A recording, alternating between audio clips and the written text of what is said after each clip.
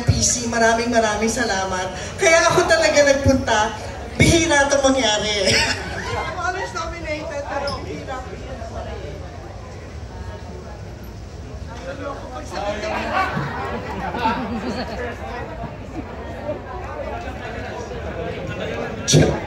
There, okay. It's all good. Hello. Ladies and gentlemen, first time, once again, Miss Cherry by Pikachu.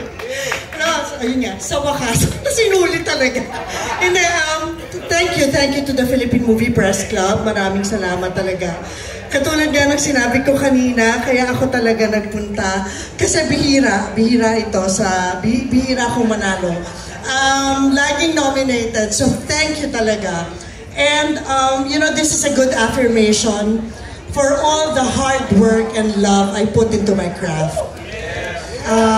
So, salamat.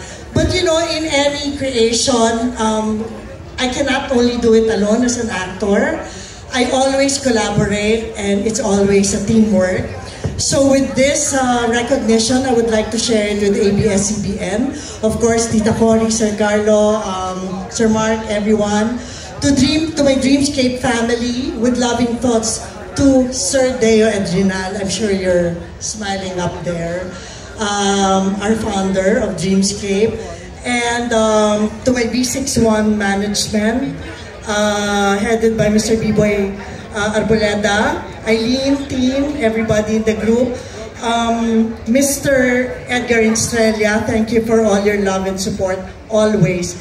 And the last but not the least, of course, to my Batang Quiapo and CCM Production family. It's headed by Coco Martin, who continuously show us na walang pinagtatagumpayan pag hindi pinaghihirapan, pinagpapasensyahan at pinagtatrabahuhan. Lagi yun. For your generosity, sa sipag mo, sobrang saludo kami. Sa sipag mo, sa lahat ng tulong mo na binibigay. Sa lahat ng tao at lalong-lalo na sa mga senior actors.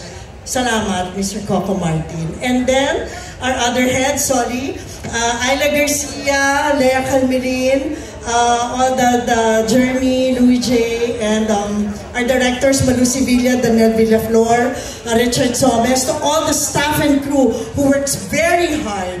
Maraming salamat. Sana wala na ako nakalimutan. Of course, my last.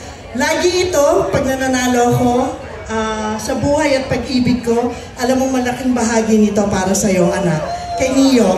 And to God all be the glory. Maraming salamat po. God bless us, everyone. Well, deserve the award. We love you and congratulations, Miss Cherry Pai. Well, deserved award.